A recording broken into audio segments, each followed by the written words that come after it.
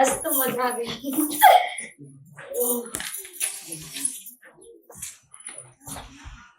ठीक से बना।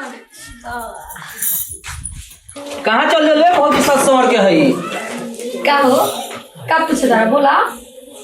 हई तो टिकुली बड़ा जानदार सटले बड़ू। आहा तू टिकली देखे तारा कैसे लागे तनी। टोला मोहल्ला के देवर मोय जी जे यहां से कहन सब की साली एगो आइल बड़ी त बजबे सो फैशन में घुमते न की का कहि यहां से लइका। साचू साचू ना तो झूठ हो पहले बैठा त जा। पहले बताओ हम कैसे लागे तनी। अब पूछा तारू सुपरो से ऊपर लगा तारू। हम जाने नहीं कि हम सबसे सुंदर बानी। आ जे देखी नु तारे के जो ना बॉल को तोड़ लाइट पर भी बोलबे फूट जाए। अरे बाप रे बाप फट जाइए से कटी। हां ओ मजा आ गई। तो तोहरे खाली अकेले मजा आई त हमरो को बताओ कुछ तो हमरो मजा आवो। तू देखला तो तारा मजा आई है। हमारा तो खूब मजा आइलो। ठीक बा। अच्छा एगो बात पूछी तारा से ससुरो में ही तेरी रहलू। कहीं भी हमारा रंग ढंग यही रहेला। ये रहला आपका ठीक बा तब ए तरी टोला हिलावो ठीक नो। तू ही गेलनु हम तो हिल गनी का हमर पूरा शरीर वाइब्रेशन में हो गइल बा। देख ले खाली और बढ़िया से सब देखे कि होने मिली कि ना जाए। अब तो समय बुढ़ा गइल। अब हुनका से बतियाहे के नु समय रह गइल बा।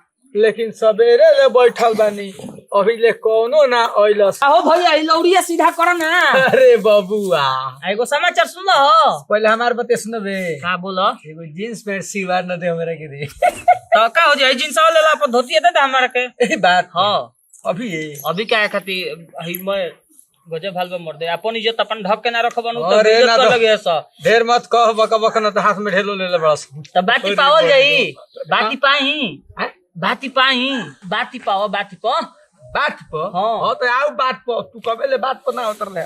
संतोष भैया के गो साली आइल बे बुझलो।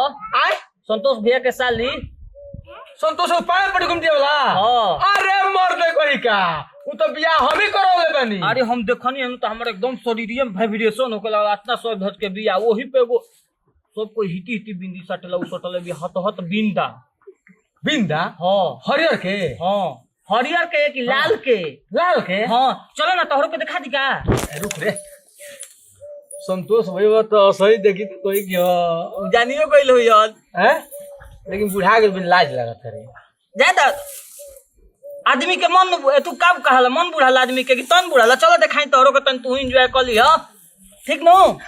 आज सुनला हमनी के देखी नु तो उ हमरा के तो जानिए जाई ठीक नु।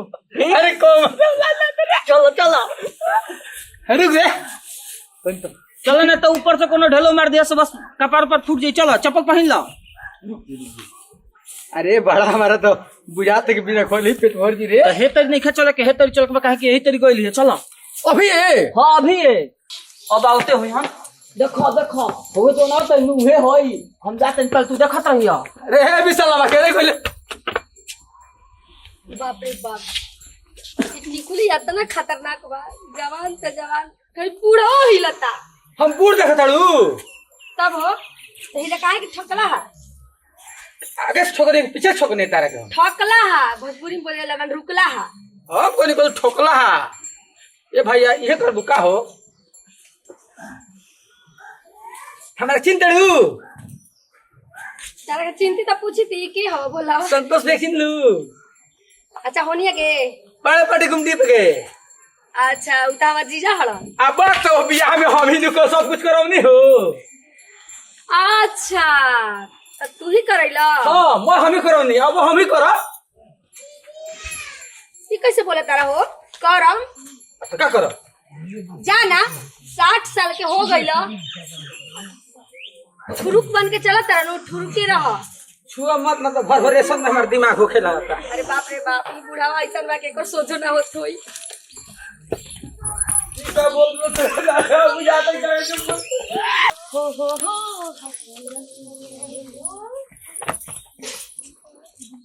अब तू हो आन्हरे बन के आवत रह। अरे मर्द 40 सही बा भरली गांव के डहले बहुत तू तो ओहो है खूबसूरत के लेके और टिकुली के लेके हम बड़ी परेशान बा। अरे मर्दे सही बात कहलू हो। सब लोग इहे देख देख हमरा से जुझता। अरे टिकुली छोटी को ना साटल जाला, अब हता तो टिकुली मार लेबू तो काहे ना केहू जूझी। काहे टिकुली सकले बानी, सजल बानी, केहू के छाती पर अंगार नीचे न दरत हो। तो सुनो पहले बात, सुनावा। इतार दीदिया के ससुराल हो, ठीक बा?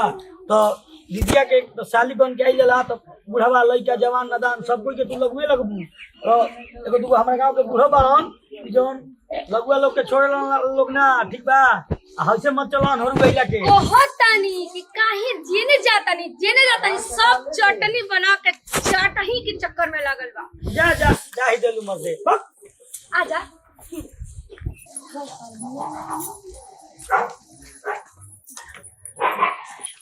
का हो मन रखनो बाहर गांव के मन रख के आ गेलू।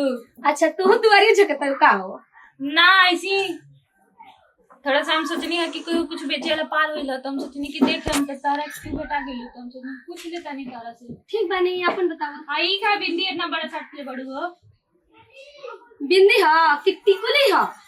टिकुली हां ये तो बड़गो इने को जाना, ये टिकुली कमाल कर देले बा गांव भर में। का कमाल कर देले बा बतावा हम लोग के। 3 गो के रख ले बानी यही पे। का बात करे चली सुनबू? सुना बैठा बतावा। तनी जब बैठ जे सुना तनी बतावा ना। गनवाई बना। हरियर टिकुलिया लहरदार टिकुली सटले बानी आ ओही रे टिकुलिया पोती न जना के रखले बानी। बतावा नवा सुनू तो खटक जीबू। अरे ना बतावा ना। पहिला गोपाल होवे, दूसरा विशाल हो, आ तीसरा में तोहरे भातार टिकुली सटले बानी। काय हो का होए?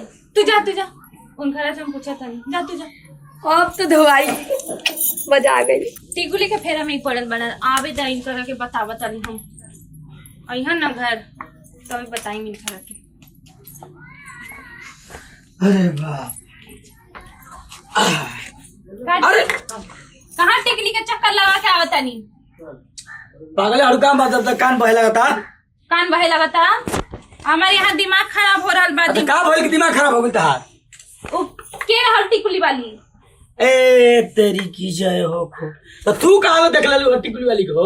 हेनी से गुजरत रहे तो हम ओकरा के पूछनी है कि इतना बड़ा टिकुली कहाँ से साट ले बड़े तो उहे बतले सहा कि एकरा में तो 3 जना के हम रख ले वाली। अच्छा। और दू गो तो पता ना बाहर के रहलन, लेकिन तीसरा में तो तहरे नाम ले ले बिया।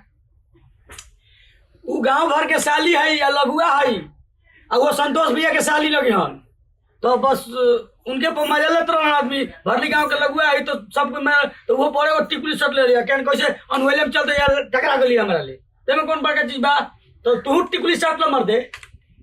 टिकुली साटली बताई हम तरह का टिकुली साटली हम मतलब बड़का को।